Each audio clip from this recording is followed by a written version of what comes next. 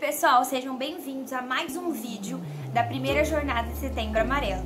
Sou a Vitória Lima, coordenadora de pesquisa da Liga Acadêmica de Saúde Mental e Psiquiatria da Universidade Federal do Triângulo Mineiro.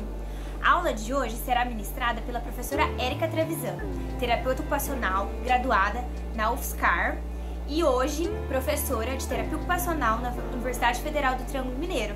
Érica, seja muito bem-vinda e ótima palestra para todos.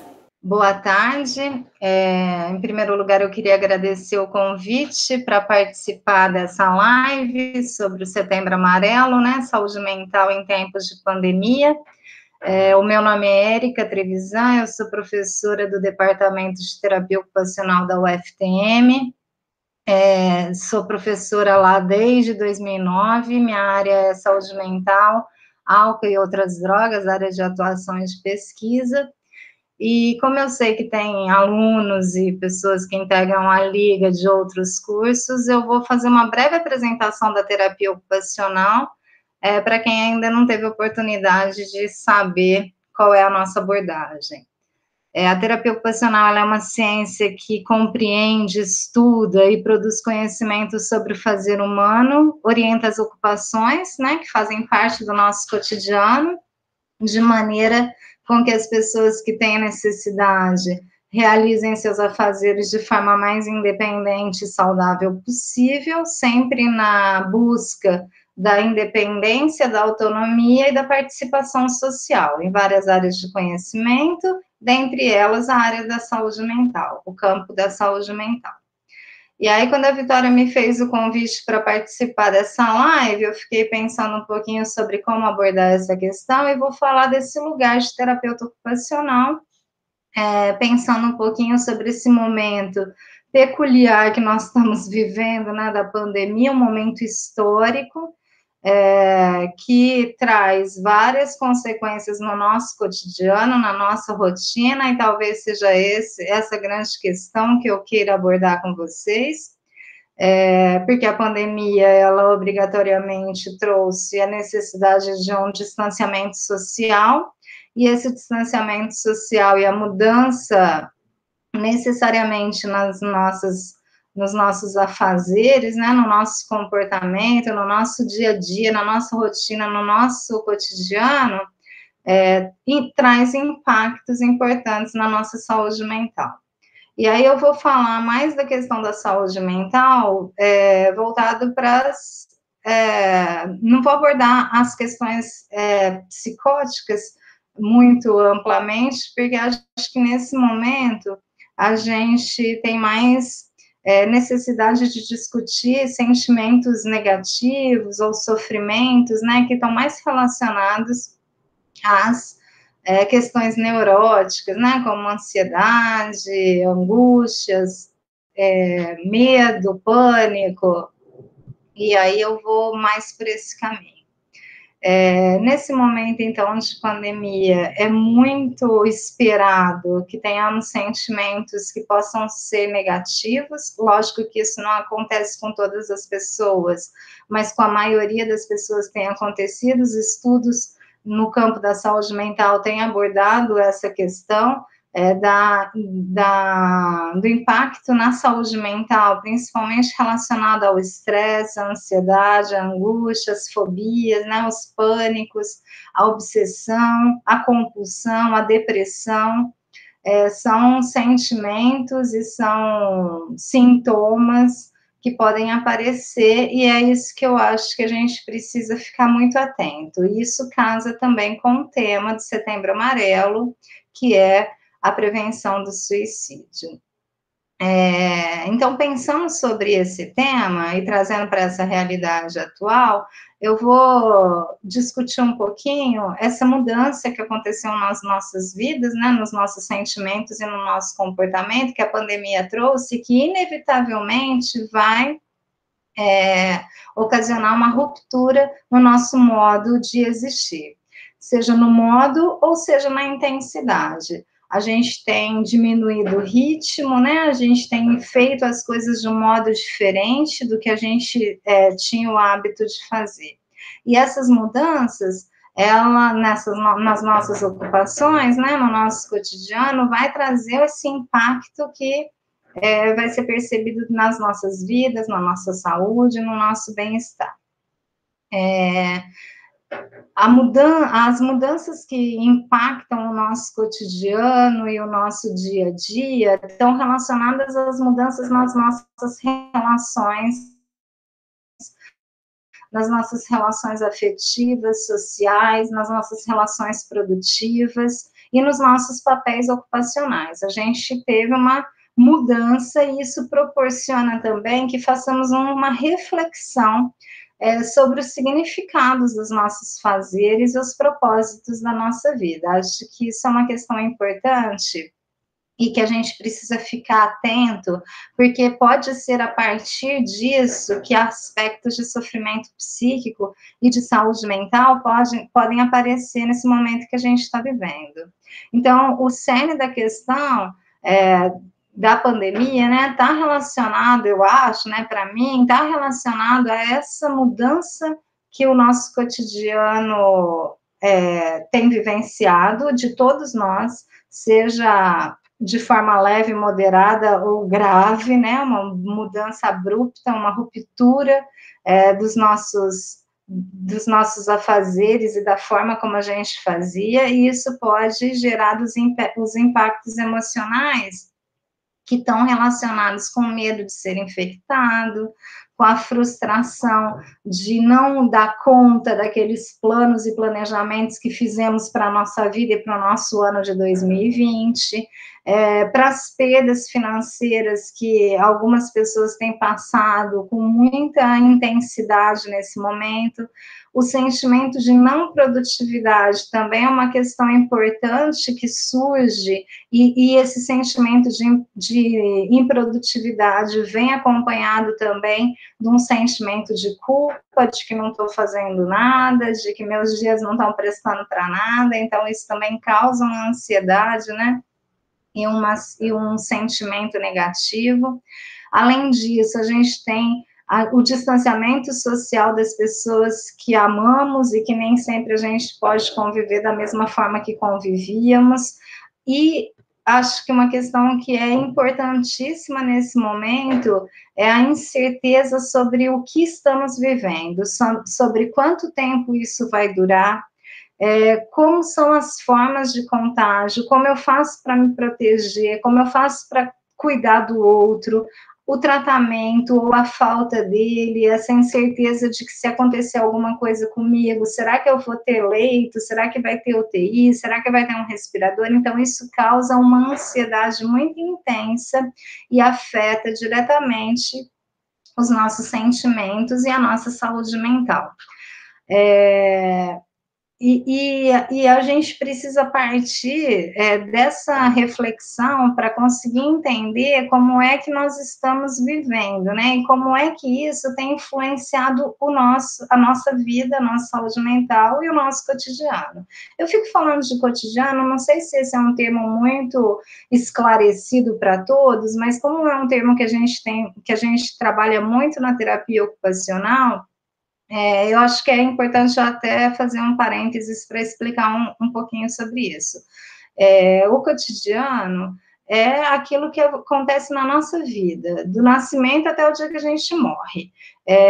A gente modifica esse cotidiano o tempo todo, e esse cotidiano, ele é atravessado por um tempo histórico, por uma classe social, pela cultura onde nós estamos inseridos, pelo nosso gênero, pela idade, né, pelo local onde a gente mora, trabalha e convive com as demais pessoas, as nossas relações sociais. Então, cotidiano significa cuidar de mim e cuidar do outro. Além disso, significa cuidar do ambiente, cuidar da casa, dos nossos afazeres, significa manutenção da vida, significa produtividade, o trabalho, o ócio, o lazer, a religião, e a participação social e política, que também é fundamental na vida de todos os seres humanos com uma participação social efetiva. Então, quando eu falo de cotidiano e uma ruptura nesse cotidiano, eu estou falando de todo esse universo, e não é pouca coisa, é simplesmente a nossa vida. Então, quando a pandemia chegou lá, aqui para a gente na UFTM, no dia 16 de março, quando todas as nossas atividades foram suspensas, todos esses afazeres e todas essas relações com o cotidiano foram influenciadas, foram modificadas de alguma forma por conta disso. Então, num primeiro momento, a gente pode ter sentido uma coisa boa, né? Ah, que legal, vamos dar uma descansada e tal, mas com o passar do tempo, a gente começa a se colocar num outro lugar, num lugar de sofrimento, inclusive, dessa não produtividade, dessa ruptura dos nossos planos, né, desejos e sonhos. Então, isso, de uma maneira ou outra, vai influenciar mais ou menos para as pessoas. Então, para mim, eu posso ter uma percepção menor que outra pessoa que vai ter um sofrimento psíquico mais importante. Então, o que é importante? É a gente fazer uma reflexão sobre aquilo que nós estamos vivendo, né? O que mudou, como mudou e como eu tenho percebido essas mudanças e sentido isso. E também vivenciado essa nova realidade. Eu estou dando conta de lidar com esses sentimentos que surgem por essas transformações na minha rotina, por exemplo, como é que era a minha vida antes, e como é que eu tenho lidado com isso agora? Como é que é essa nova realidade? Eu estou conseguindo superar essas questões de uma maneira mais tranquila, ou tenho reflexo disso em outras partes da minha vida, né? Por exemplo, eu tô comendo muito, eu tô comendo pouco, eu tô dormindo muito, eu tô dormindo nada, eu tô bebendo demais, eu tô consumindo mais drogas. Então, tudo isso é importante para que a gente reflita e entenda como é que a gente tem lidado com esses sentimentos. E um dos sentimentos que mais surgem nesse momento é o sentimento de medo, e o medo é um sentimento que é um sentimento protetor da nossa vida, né? Quando a gente sente medo, a gente também tem uma proteção daquilo que nos causa perigo. Mas o medo, ele tem um objeto que é um objeto real, né? Que te causa aquela sensação de insegurança. A gente tem medo de alguma coisa delimitada, que é presente. Quando a gente tem medo de alguma coisa que é mais,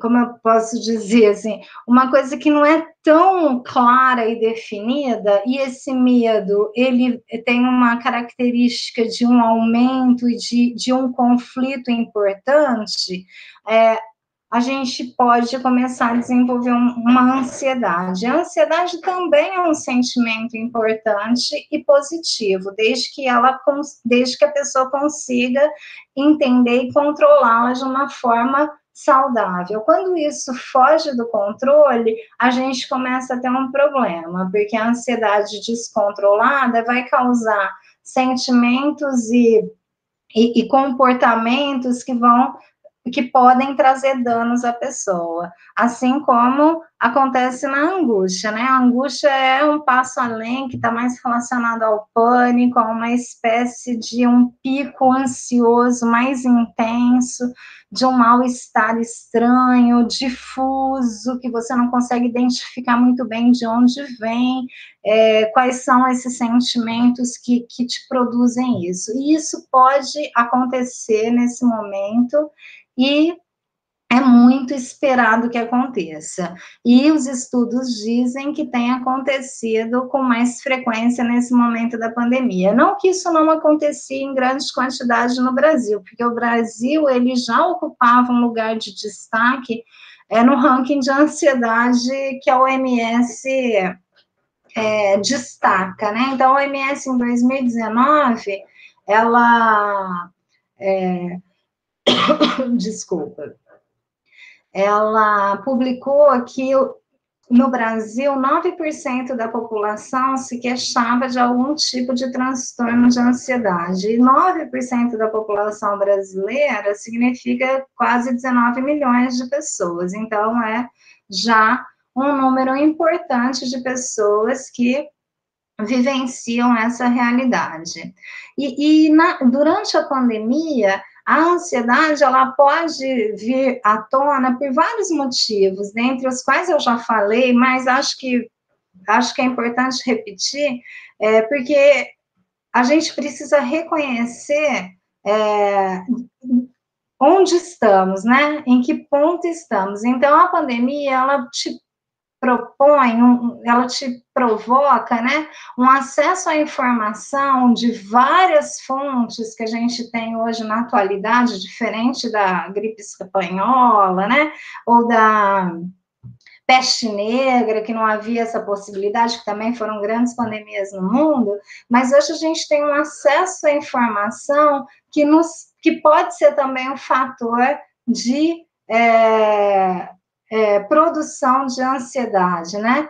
E a gente fica com muitas dúvidas, quais são os melhores cuidados, qual é a melhor forma de lidar com as nossas saídas às ruas, ao nosso contato pessoal, e tudo isso causa um fator ansiogênico.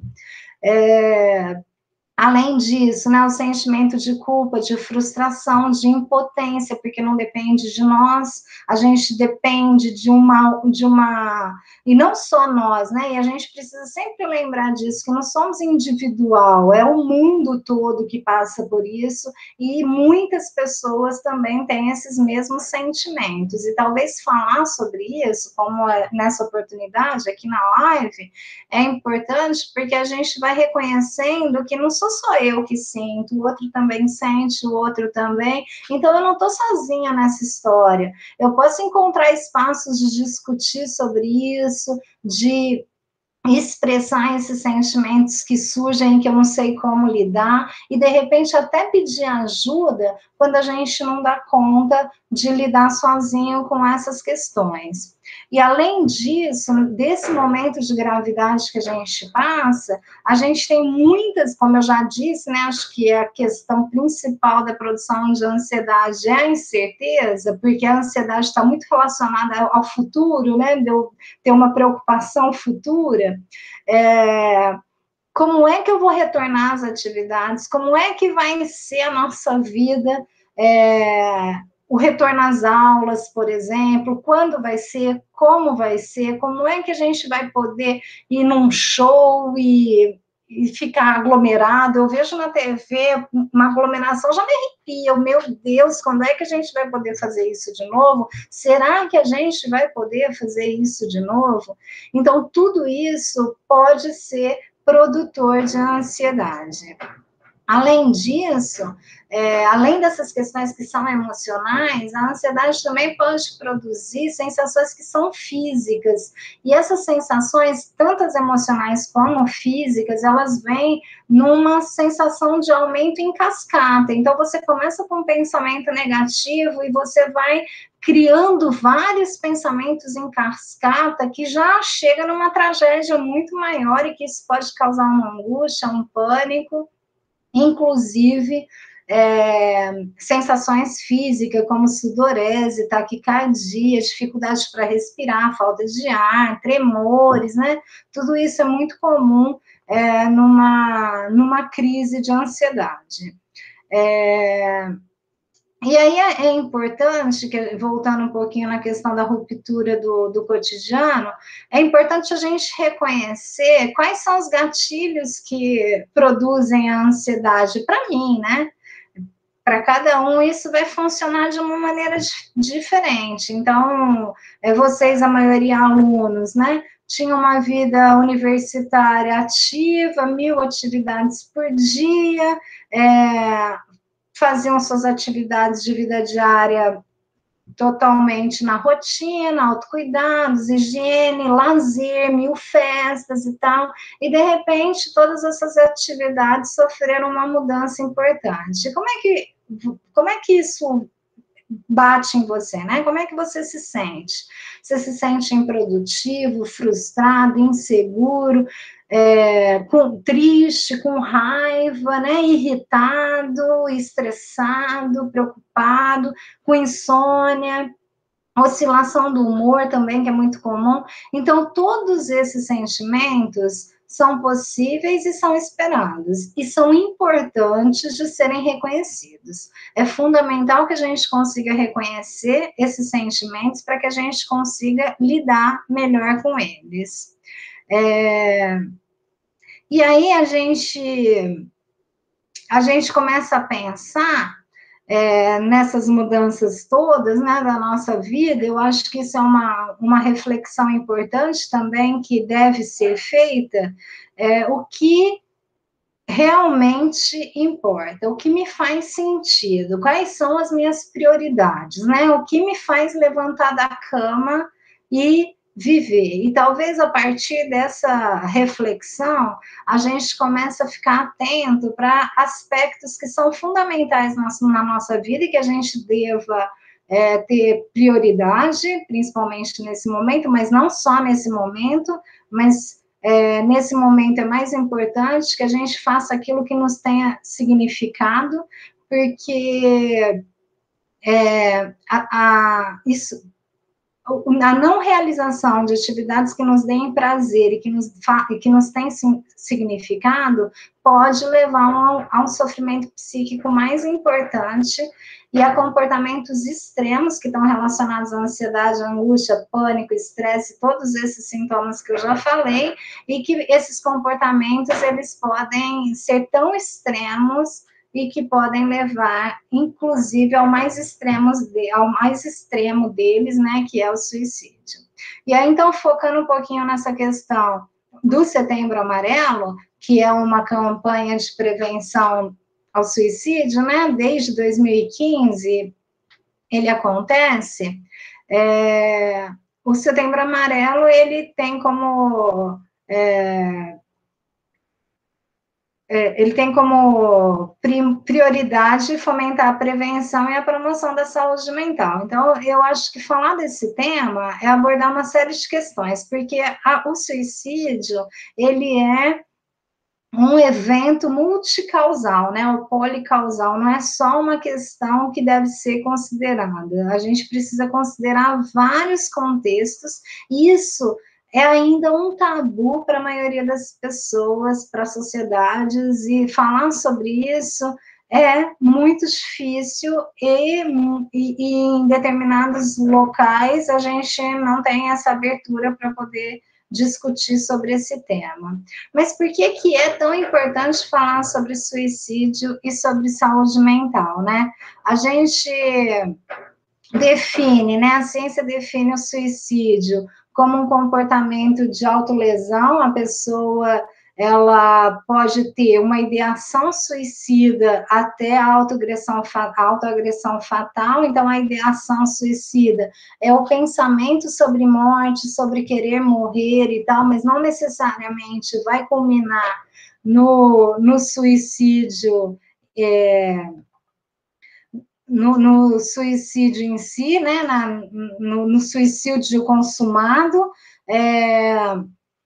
mas a pessoa que pensa sobre isso tem uma tentativa de suicídio, né, que é o comportamento suicida que a gente chama, ela tem uma dor psíquica que é considerada insuportável, então ela precisa de cuidado, ela precisa de atenção. A pessoa que tem essa intenção de acabar com a própria vida é porque ela sofre influências e ela sofre de um sentimento negativo, impotente, tão intenso, que a forma como ela vê saída para essa situação é acabando com a própria vida. Isso, e o suicídio tem crescido de uma forma muito importante no Brasil, não só no Brasil, no mundo todo, no Brasil especialmente entre crianças e adolescentes, que é muito preocupante, e não só o suicídio consumado, mas as tentativas de suicídio e a autoagressividade também, né? A autolesão de cortes e de mutilações que nos chama muita atenção e que tem sido objeto de estudo da saúde mental nos últimos anos. De acordo com a OMS, quase 1 milhão de pessoas por ano cometem suicídio, mas mais importante, né, que esse dado que é notificado, porque o suicídio é de notificação obrigatória, são as pessoas que tentam suicídio e não chegam aos serviços de saúde. Então, estima-se que de 10 a 20 pessoas tentam suicídio e não chegam aos serviços de saúde. Então, esse número passaria por um número muito maior de cuidado que a rede de atenção psicossocial tem, né, que se debruçar. Mas nem sempre essas pessoas chegam ao serviço ou chegam à rede de atenção psicossocial. Isso é um problema. Na rede de atenção psicossocial, no Brasil, né, no SUS, o que é feito é a prevenção do suicídio, o tratamento para as pessoas que tentaram suicídio e não foi consumado, e a pós-venção, que é o tratamento das pessoas que estão enlutadas, né, parentes, amigos, que estão enlutadas pela perda de alguém pelo suicídio. Então, tudo isso é cuidado na rede de saúde do SUS, na rede de atenção psicossocial. E acho que, eu falei do aumento do número de casos, né, no Brasil e também no mundo, entre crianças e adolescentes, desses 1 milhão de vítimas ao ano, quase 1/3 ocorre entre os jovens. E o suicídio ele é praticado em todas as regiões do mundo,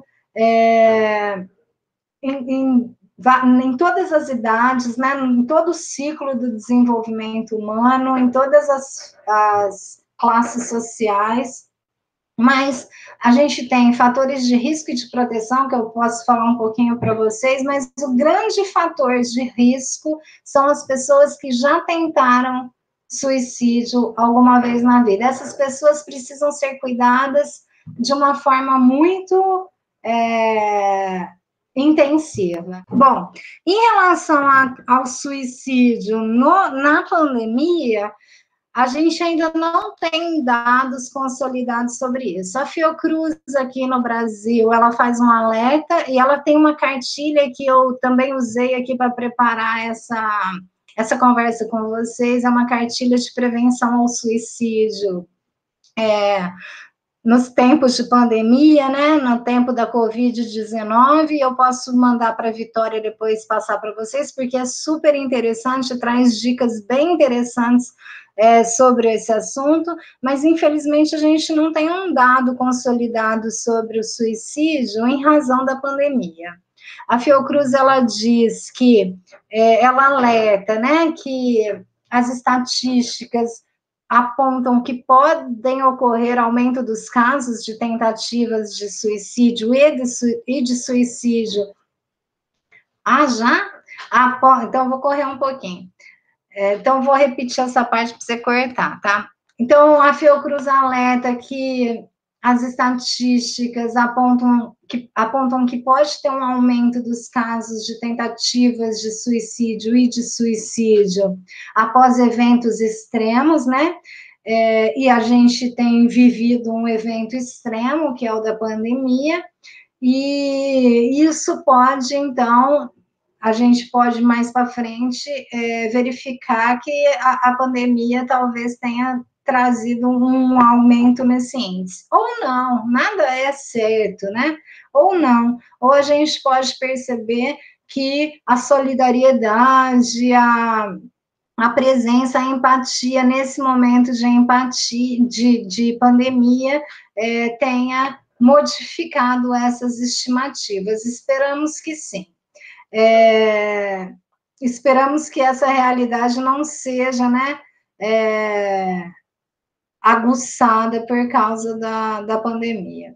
Acho que falar rapidamente sobre os fatores de proteção, porque eu acho que é importante quando a gente tem noção do que nos protege e do que nos causa risco. Os fatores de proteção, eles estão relacionados, mas nada é muito exato, né, gente? Então, por exemplo, a família, ela pode ser um fator de proteção, mas ela pode também ser um fator de risco, quando há violência intrafamiliar, violência doméstica, né? Quando não há escuta, respeito, afeto, ela pode ser um fator de risco. Então, eu vou falar genericamente, mas tudo isso tem os seus dois lados. Como fator de proteção, a gente entende a qualidade das relações familiares e de amizades, o fortalecimento das relações afetivas e a proteção social. Então, as redes de proteção e de apoio social são fundamentais como fatores de proteção. Então, por exemplo, a religião, seja lá qual for, ou a espiritualidade, né, a família, a escola, o trabalho, demais grupos sociais que a gente esteja incluído, são considerados fatores de proteção. A autoestima, a vida conjugal. Então, assim, cometem mais suicídio as pessoas que não têm uma vida conjugal, que não têm filhos, então essas pessoas têm um maior risco, mas não quer dizer que todo mundo que não tem uma relação estável esteja propensa a isso. Isso são dados epidemiológicos, né, de perfil das pessoas que tentam ou consumam o suicídio. Então, hoje, um outro fator de risco que a gente identifica é a internet, que não era uma realidade de anos atrás, mas a internet ela pode ser considerada um fator de risco, principalmente entre adolescentes, né, e jovens, porque na internet há um acesso muito fácil, né, de conteúdos pró-suicídios, que discutem os métodos, que ensinam, que promovem pactos de suicídio, jogos, né, desafios que podem colocar em risco as pessoas que já estão vulneráveis em relação a esse tema. Outra questão que é importante também de fatores de risco na internet é o cyberbullying, que é uma realidade que a gente tem vivenciado, né, que é de expor a pessoa, de usar as redes sociais, que não tem limite, né, de alcance, para cancelar, impor e prejudicar as pessoas. Isso pode causar comportamentos muito negativos, né, sentimentos e sofrimento psíquico muito negativos, que podem trazer um comportamento suicida. Além disso, as histórias de tentativas de suicídio, que eu já falei, que é um grande risco, e os transtornos mentais. As pessoas que têm transtornos mentais, elas têm mais prevalência de tentativas de suicídio e suicídio consumado. Os mais associados, né, os transtornos mentais mais associados são a depressão, o transtorno bipolar, os transtornos de personalidade, e também uma questão que é importante e que tem sido muito aumentada nesse momento de pandemia, é o uso abusivo de álcool e outras drogas, sejam lícitas ou ilícitas, né? A gente tem visto uma pesquisa que foi feita na Unicamp, que houve um aumento no uso abusivo de drogas nesse momento pelos jovens, drogas tanto lícitas quanto ilícitas, e isso também pode ser considerado um fator de risco para o suicídio. E os fatores, e a internet, por exemplo, ela é um fator de risco, mas ela também pode ser um fator de proteção, porque na internet a gente encontra várias informações de prevenção, de como lidar com esse risco de suicídio, de grupos de autoajuda, né, de grupos coletivos de ajuda para prevenção e suporte antecipado do risco ao suicídio. Então, os fatores de proteção e de risco, eles podem variar muito, vai depender da pessoa, por isso que a gente considera o suicídio como multicausal. Então, são várias causas que a gente precisa considerar individualmente, singularmente, cada sujeito vai ser entendido dentro do seu contexto, da sua realidade, e feito um projeto terapêutico individualizado para cada pessoa, seja qual for o gatilho ou os gatilhos, né, que possam levá-la à tentativa de suicídio. Lógico que eu estou falando do tratamento, né, das pessoas que não tiveram suicídio consumado, obviamente. Bom,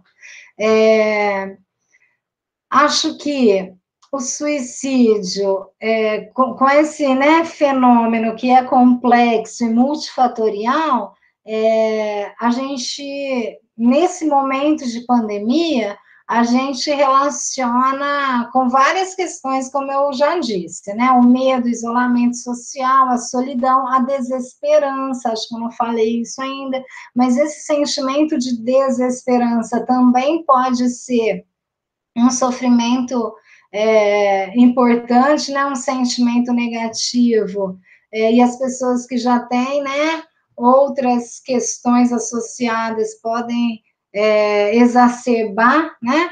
E, além disso, as condições financeiras, e as condições financeiras também é um fator importantíssimo. Várias pessoas tentam suicídio ou têm o suicídio consumado porque faliram, porque talvez vocês até conheçam pessoas ou histórias sobre isso, né? E que podem precipitar no suicídio. Que mais? Bom, acho que, então, fazendo esse apanhado geral do que é o suicídio, a prevenção, Setembro Amarelo, fatores de risco e proteção, eu penso que é importante a gente trazer uma proposição, né? Porque senão a gente fica falando só nas coisas negativas e não apresenta uma proposta, que não serve para todo mundo também, ninguém tem a receita, ninguém tem a resposta para como lidar com a saúde mental nesse momento que a gente está passando. Mas muitas publicações, né, a literatura tem trazido muito isso, e eu, do meu lugar de terapeuta ocupacional, acho que é importante abordar essa questão.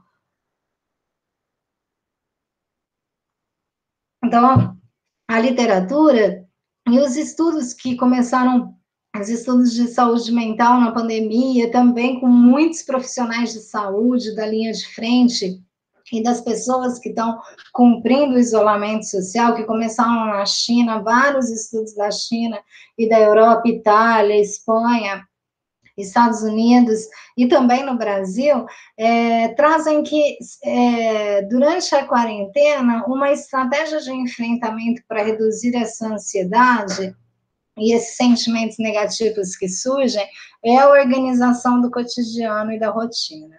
Isso pode funcionar para mim e pode não funcionar para outra pessoa, e cada um vai fazer uma reflexão e identificar aquilo que realmente faz sentido para ela, e se a pessoa não está sofrendo, não está com nenhum problema com essa ruptura no cotidiano, não tem problema, mantenha a sua vida. Mas as pessoas que estão sentindo essa dificuldade, essa frustração, essa sensação de incapacidade, né, e de improdutividade, a organização do cotidiano e da rotina pode ser uma estratégia interessante para que a gente diminua esses sentimentos negativos, angustiantes, né, ansiosos e depressivos.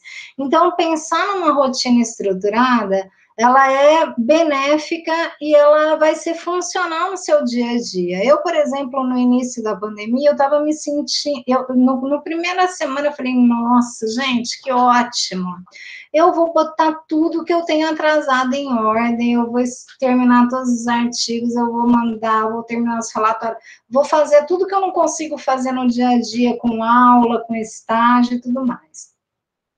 Mas no primeiro momento, né, nos primeiros dias, eu não conseguia fazer, eu não fazia nada, eu ficava enrolando, começava uma coisa, não terminava, o horário do almoço mudou completamente, o meu filho começou a ter aula remota, e isso foi também super difícil no primeiro momento, então toda a rotina desestruturou, e isso começou a me causar uma ansiedade enlouquecedora. Eu comecei a ficar, gente do céu, eu produzia muito mais, né, dessas questões de artigo e tal, de relatório, quando eu estava dando aula, quando eu estava no estágio, quando eu saía de casa às 7 da manhã, corria o dia inteiro.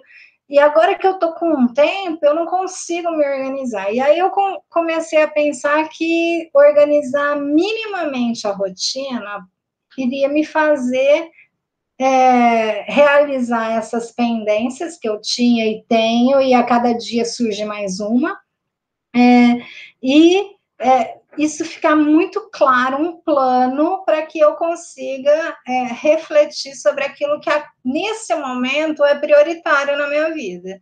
Então, eu comecei a organizar isso, e cada um pode organizar dentro das prioridades que tem. Então, por exemplo, você pode querer aprender uma nova língua, né? Você pode querer arrumar o seu armário, se engajar num projeto social, mesmo que seja remoto hoje, né? Coisas ou maratonar uma série também, coisas que a gente não lê um livro, que a gente não tinha tempo, e que a gente reclamava que não tinha tempo, e que agora que a gente tem tempo, a gente não consegue fazer.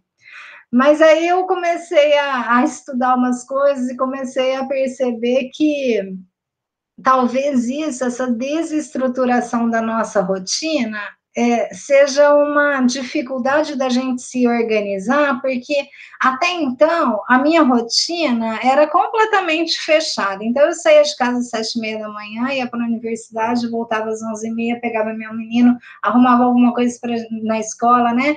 Arrumava alguma coisa para comer, ia direto para o estágio, uma hora estava no estágio, ficava até às 6, passava na padaria, voltava para casa, eu sabia exatamente o que eu tinha que fazer de segunda a segunda. Todos os meus horários eram completamente controlados. E quando eu me vejo com uma rotina completamente aberta, eu preciso me responsabilizar por aquilo que até então estava automatizado. E essa responsabilização gera uma ansiedade, porque nessa responsabilização é que eu coloco aquilo que de fato é prioritário e faz sentido para a minha vida nesse momento. E isso é um exercício, né? É o pensar o que para mim importa e o que eu vou fazer das minhas ocupações nesse momento que eu posso optar, né? Que a minha rotina não está tão mais. Eu vou desconstruir esse modo automático das minhas ocupações e vou reconstruir de uma forma que faça sentido e que eu tenha prazer e que eu também consiga produzir dentro daquilo que eu espero, né? Que eu desejo.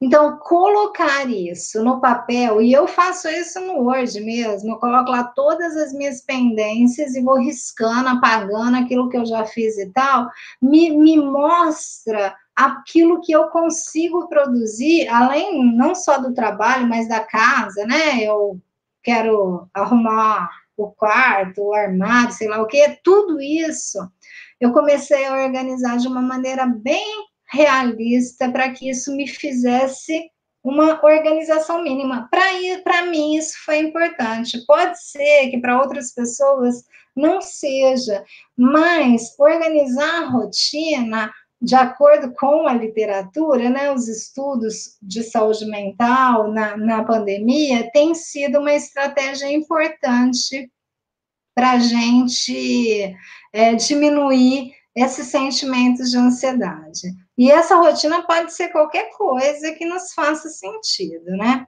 E isso pode ser importante para diminuir esses sentimentos que são negativos e que podem ser produtores de sofrimento e que podem vir a levar a um comportamento que não seja um comportamento saudável, como é o comportamento suicida, que tem a tentativa de suicídio, né?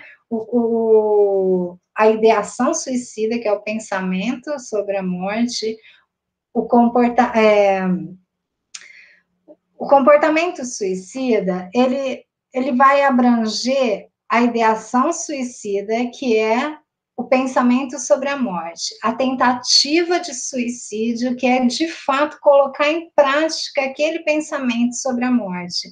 E aí as tentativas podem ser de diversas maneiras, mas não acho que é importante a gente focar nos modos. E, infelizmente, o suicídio consumado, que é quando a pessoa, então, consegue, né, o êxito da morte, que é muito triste e é muito penoso para todas as relações. Então, o suicídio não é a morte só daquela pessoa, mas entre 7 e 10 pessoas sofrem muito com a perda de uma pessoa pelo suicídio, pela morte por suicídio, mais do que qualquer outro tipo, qualquer outra causa de morte.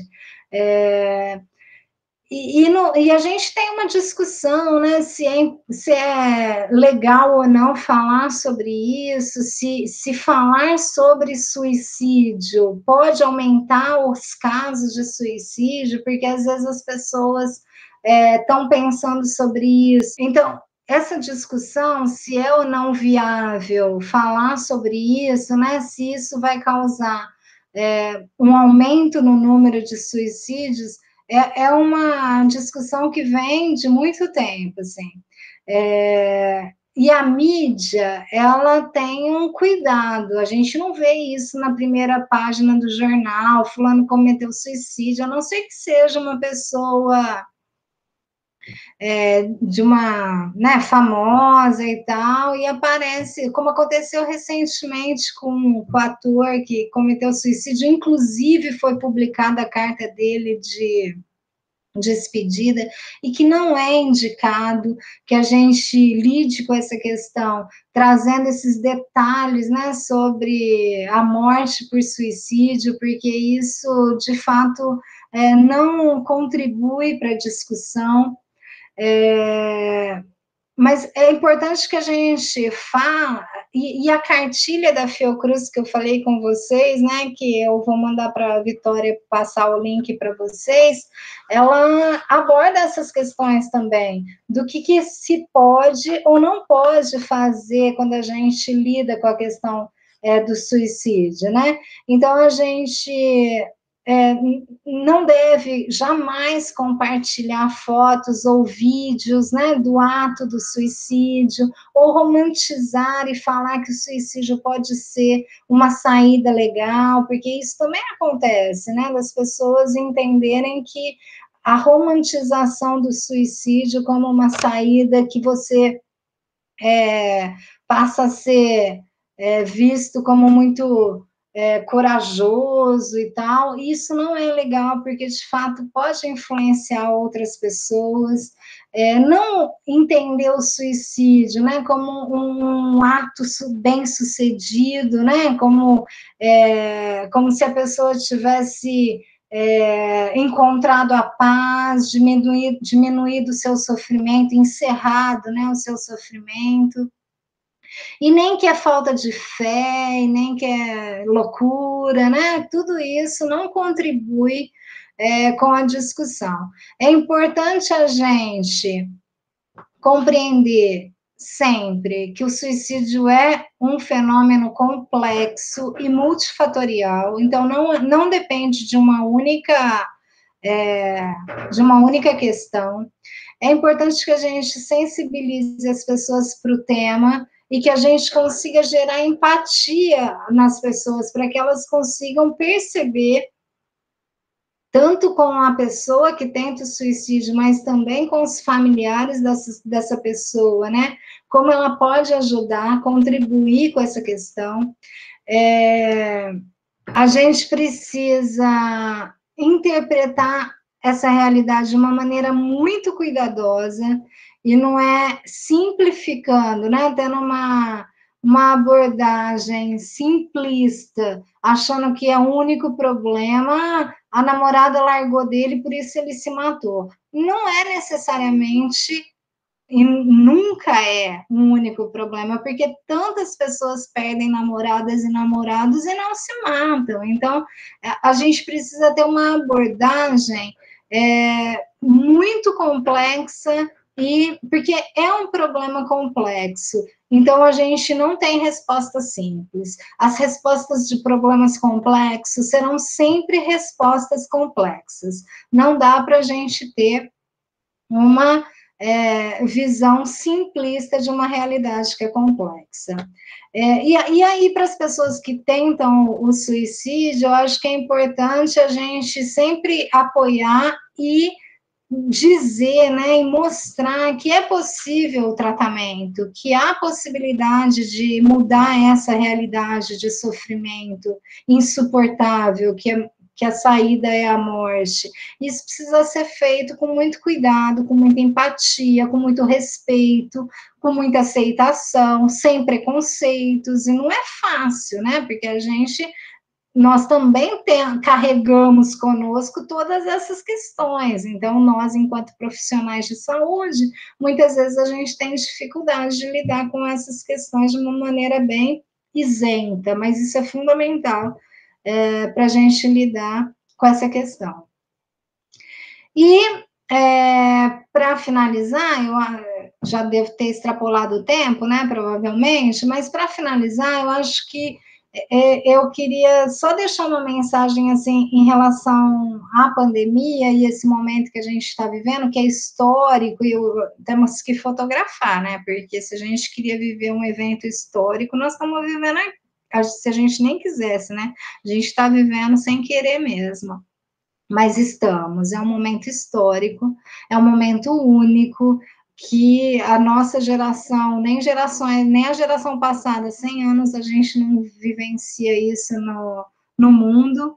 Então, eu acho que é importante a gente se permitir, nesse momento, diminuir o sentimento de culpa, de autocobrança. Não dá para a gente se sentir culpado por tudo que tem ocorrido, porque a gente não tem culpa em relação a isso.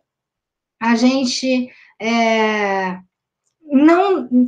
não precisa relacionar a nossa felicidade, a nossa existência, os nossos valores, aquilo que a gente produz, ou aquilo que a gente produzia até então, e da forma e o modo e a intensidade que a gente produzia. Então, a gente precisa ressignificar o que a gente faz e como a gente faz, para que a gente não sinta culpa, que a gente não sinta que a gente não tenha esse sentimento de improdutividade. Acho que a questão da ansiedade, assim, que é uma questão importante que a gente tem, eu tenho ouvido vários relatos, assim, a ansiedade de sempre estar querendo fazer algo ao mesmo tempo. Eu tenho ouvido de muitas pessoas que as pessoas estão exaustas, apesar de estarem em isolamento, porque parece que nesse momento a gente não tem mais como dizer não, porque eu estou em casa, então eu posso participar de todas as lives que me convidam, eu posso fazer reunião a toda hora. Acho que a internet, o smartphone, né, o WhatsApp, já traz isso para a gente, que antes, quando eu acabava às 6 da tarde, eu ia embora do trabalho e só no outro dia que eu saberia se morreu alguém ou se acontecesse alguma coisa de muito importante, alguém me ligaria no telefone fixo. Hoje não. Hoje a gente sai do trabalho e a gente continua trabalhando, né, online. Então, a gente não se desliga. E parece que na pandemia isso também exacerbou, porque agora a gente tem. Eu, por exemplo, participo de uma live por semana e eu tô, gente do céu, mais uma, preciso preparar e tal. Então, há uma exaustão também, e a exaustão da tela, né? A tela passou a ser a nossa janela para o mundo, então tudo a gente faz conectado. Isso também traz um cansaço, porque é uma nova forma de lidar com as nossas ocupações, com os nossos afazeres. E é isso, eu acho que a gente precisa se permitir fazer o que a gente gosta, tentar diminuir a ansiedade, tentar fazer o ritmo que a gente dá conta, né? Porque senão a gente se cobra muito, a gente se sente muito culpado e começa a fazer para suprir aquilo que a gente fazia de um outro modo e numa outra intensidade.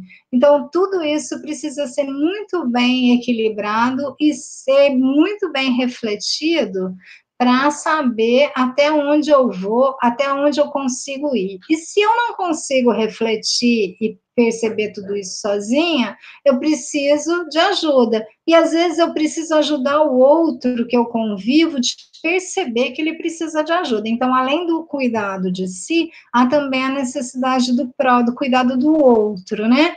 Que nem sempre a pessoa que precisa de ajuda consegue perceber que ela está precisando de ajuda. Mas era isso. Eu posso passar o meu e-mail para a Vitória encaminhar para vocês, e se ficou alguma dúvida, alguma questão que eu não abordei, ou alguma pergunta, algum questionamento, vocês podem mandar para ela, podem mandar para o meu e-mail que eu respondo, tá joia? Mais uma vez eu queria agradecer o convite e me coloco à disposição para outras discussões, se puder contribuir. Muito obrigada. Beijo. Agora eu tenho um recado importante para dar para você que se inscreveu previamente na nossa jornada e precisa do nosso certificado como ouvinte. Dos vídeos anteriores, tem um total de 12 palavras-chave e você precisa anotar elas, porque no dia 17 será enviado no seu e-mail e também estará disponível no link da bio do Instagram e no Facebook um formulário que você deverá responder com seus dados e essas 9 palavras. Por que 9 palavras? Que corresponde à participação mínima de 75%. Uma coisa muito importante, a live não terá palavra-chave e não contará como presença.